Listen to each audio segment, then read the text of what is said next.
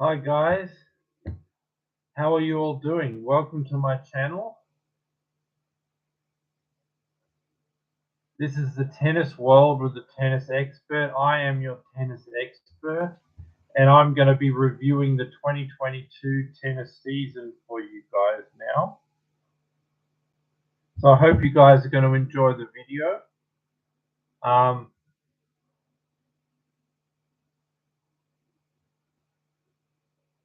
So let's get into the video and review the 2022 season. So first we started off with Rafael Nadal winning the Melbourne. He was out for 6 months at the end of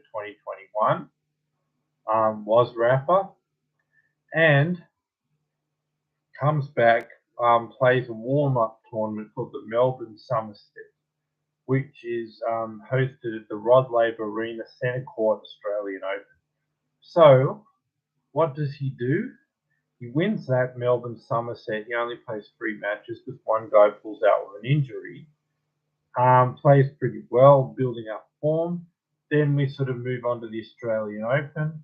Nadal's getting better and better, but still nowhere near his best in the first week. We make it through to the quarterfinals. He faces Shapovalov, gets him down 2-0. He looks like his game's finally clicked. He's not struggling anymore. But then he's playing in the heat. It's around 90 Fahrenheit, 33 Celsius in the sun. He starts to fall away, like it's been out for so long, and then now a long match in the heat. So not quite ready for it. His game falls away in the third or fourth sets. But then in the fifth set, he finds a way to serve big, win some key points, play more consistent with better defense than Shapovalov, and he gets the win over Shapovalov in this quarterfinal. Then we move through to the semi-finals. Rafael Nadal gets 2 days off. They're playing in air conditioning, cooler. Plays that high level of tennis he had against Shapovalov for pretty much the whole match, except maybe periods of the third set. He just is way too good for Berrettini, hitting the forehand across the court into Berrettini's weak backhand, overpowering Berrettini, so 4 sets. Then he's in the final of the Australian Open. But, like he's got a lot better. Like I said, the last 2 matches had periods of it where he's very close to his best. But Medvedev had just won the US Open, beating Djokovic on his best surface hard court in straight sets. So Medvedev comes out, he's playing that level, and he beat Djokovic in straight sets, gets Nadal down 2-0. Looks like he's going to beat Nadal in straight sets the way he beat Djokovic in straight sets at the US Open. But then Nadal turns up to his absolute best, 100 out of 100 level, just gets on fire. He's putting in little drop shots and chips, getting Medvedev into the net, passing him, out-rallying him, bossing him around with forehand, just playing an extreme level that Medvedev can't go. And all this time, Medvedev was playing what beat Djokovic in straight sets at the US Open or better, what had him down 2-0. But Nadal just catches fire. But Medvedev pushes him all the way to the end, 7-5, 5 hours, 24 minutes, one of the longest Grand Slam matches ever. I think the second longest Grand Slam final ever. And Nadal comes back after 6 months off and wins the Australian Open. So I'm just talking about Nadal because I'm going through the year quickly, and this is his part of the year. Then we go over to Mexico. Djokovic, I should have said before the Australian Open, Djokovic went there, he got deported, we had the whole scandal, and then Nadal won this Australian Open in the way that I described. But in the end, the final was still great. Medvedev playing Nadal, Medvedev playing the level that beat Djokovic in straight sets at the US Open, and Nadal getting that level and even a bit above it, so we had a great final. Djokovic comes back in Dubai. He loses early on in sort of the quarterfinals. I think it was Vesely. Nadal goes to Mexico. He beats Medvedev again, but this time in straight sets after confidence of winning the Australian Open. Then he goes to Indian Wells. So now he's won the 3 matches at the Melbourne Somerset, 7 matches at the Australian Open, 10 out of 10 on hard court, wins 5 matches in Mexico, including Cameron Norrie in the final, Medvedev in the semi-final. Now he started the year 15 out of 15. This is Nadal's start to the year after 6 months out of the game. Then he goes to Indian Wells, goes all the way, makes the final, beats Alcaraz. Now he's won 20 out of 20 for the year. He's in the Indian Wells final. But at the end of the Alcaraz match, he breaks a rib, so he's got to play with a broken rib against Fritz. Unable to create any power, so he loses this one. So finally, it's a loss, but it's a loss injured. Now Nadal will have to miss most of the clay season and miss Monte Carlo, miss Barcelona, and just get Madrid and Rome before the French Open. So Djokovic is building his way back, loses, I believe, first round in Monte Carlo. It could have been the final or something in Belgrade against Rublev. Then in Madrid, what we saw is before we go to that, we saw Carlos Alcaraz breaking through in Miami just right before that clay season started. First Masters 1000 victory. He's the Miami Masters 1000 champion. This new young guy is on the scene.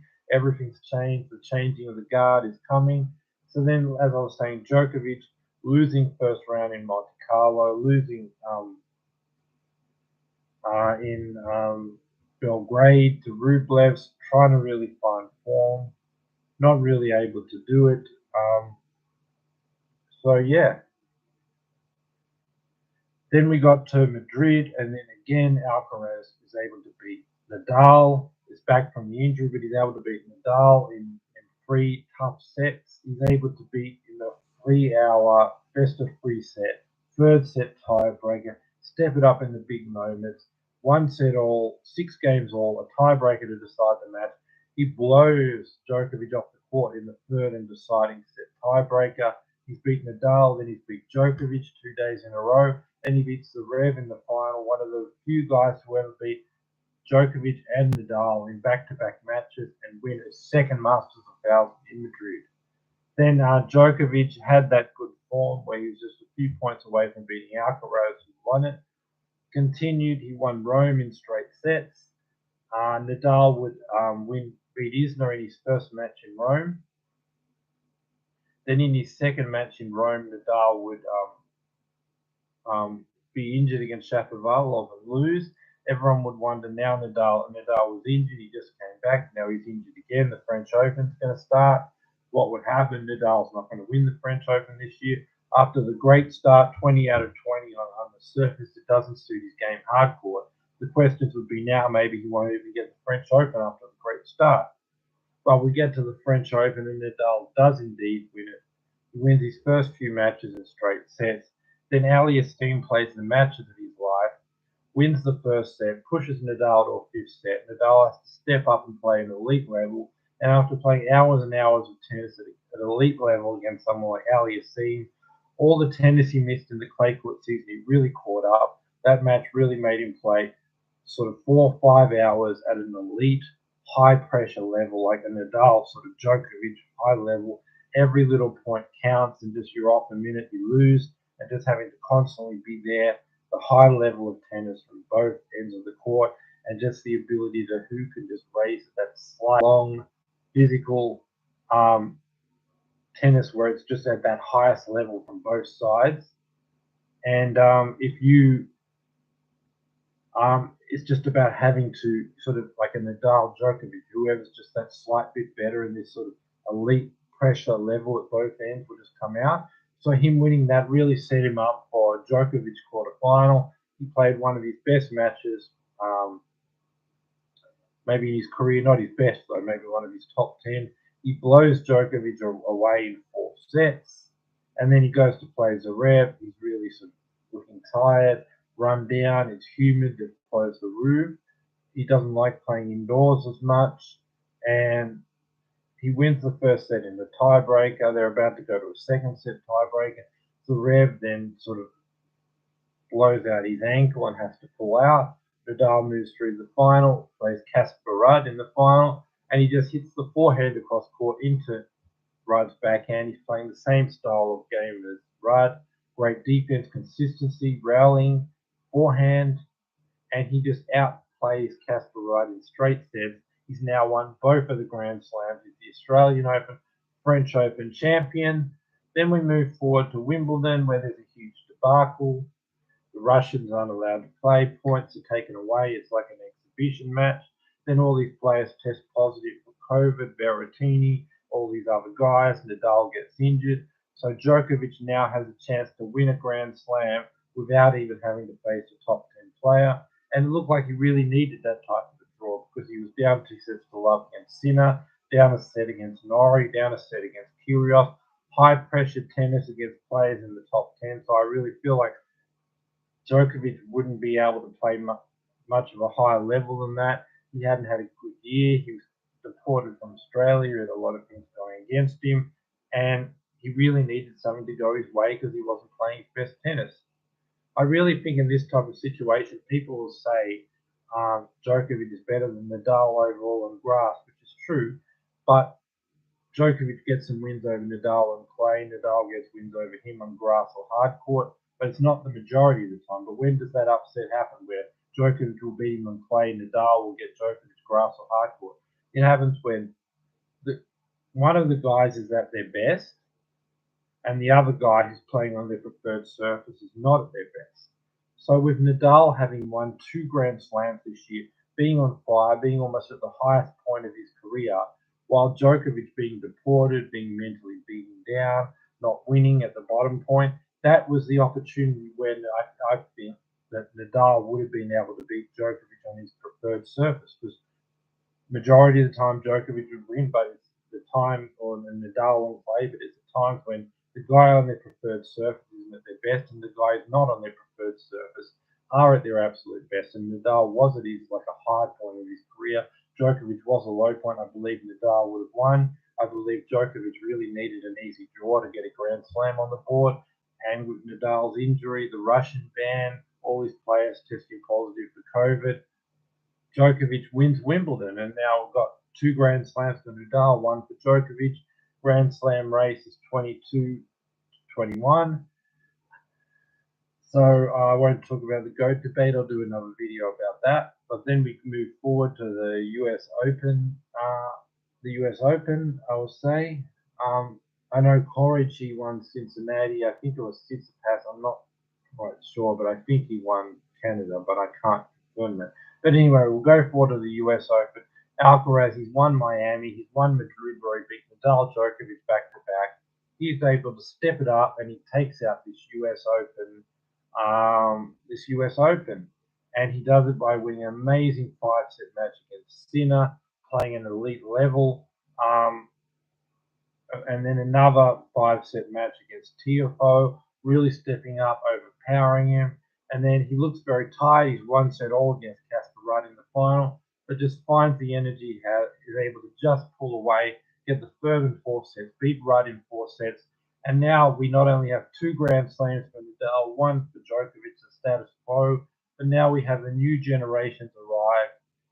Carlos Alcaraz at 19 wins his first Grand Slam, becomes #1 in the world, who later on finished the year #1. And then we move through, like Djokovic comes back after not playing the US Open, wins Israel, wins Astana, and then we go to the Paris Masters 1000. Djokovic playing well, Nadal out in the first round. Rune really surprises Djokovic. 1-set all, third set. Rune wins the final 7-5 in the third set. Again, another changing of the guard. This young guy, Djokovic usually wins the close matches, the pressure matches. They were 1-set all, 5 games all last set.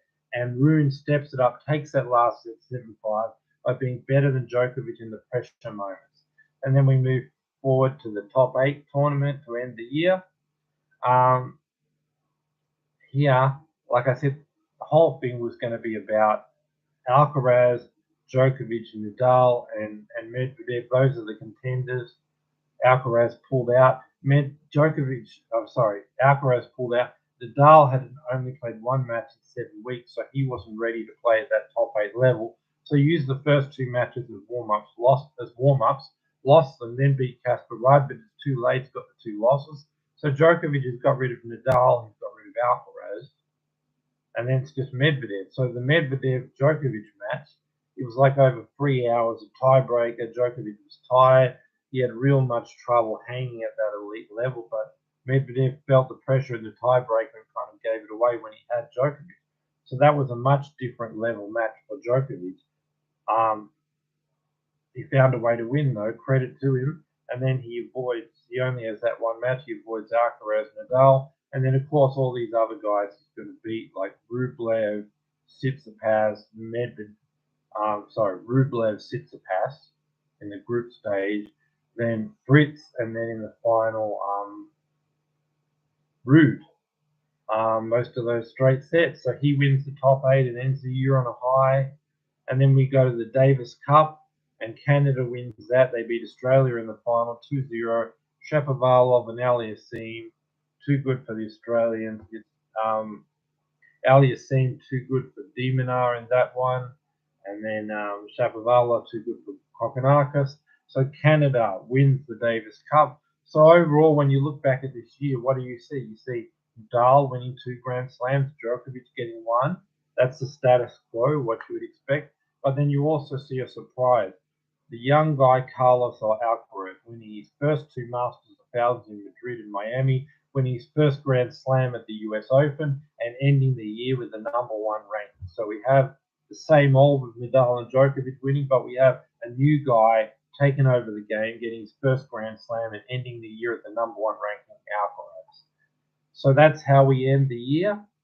And it's been a year of, like I said, Nadal and Djokovic winning as usual, but then Alcaraz taking over the game, getting his first Grand Slam. We saw Rune at the end of the year beating Djokovic in a pressure final in the Paris Masters final. And then, so we've got a combination of guys like Alcaraz, Rune taking over, but Nadal and Djokovic still there. Medvedev had a bit of an off year with a couple of 500 victories. Aliassime right at the end won a whole lot of tournaments. But that's sort of how I see the year. Now we're getting ready for 2023. But that's my review of the 2022 year with Nadal and Djokovic still winning. Alcaraz #1, first Grand Slam, and Rune even beating Djokovic in finals and really looking like 2023. He could take over the game too, but at the same time, Nadal and Djokovic will be there and Alcaraz will also be there. So it's going to be, I think in 2023, we're going to have, I'm going to do another video about that in the future, but I think it's going to be an interesting year with the young guys like Rune and Alcaraz ready to take over the game, but Nadal and Djokovic still there, Medvedev still there.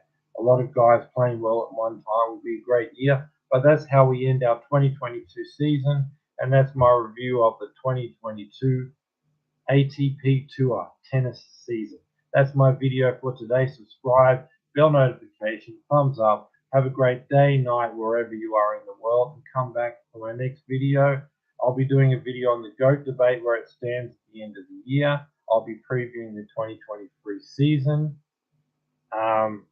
And I'll be looking up matchups like Nadal, Djokovic, different surface tactics they should use, how Alcaraz should be playing against Nadal and Djokovic, and all these things. So I'll do videos on those matchups. I'll preview the 2023 season. And I'll do a video on the GOAT debate. So for all that and more, subscribe, bell notification, thumbs up. Have a great day, night, wherever you are in the world, and don't forget to subscribe. Subscribe, guys. Thanks for being with me. See you guys all soon. Bye for now.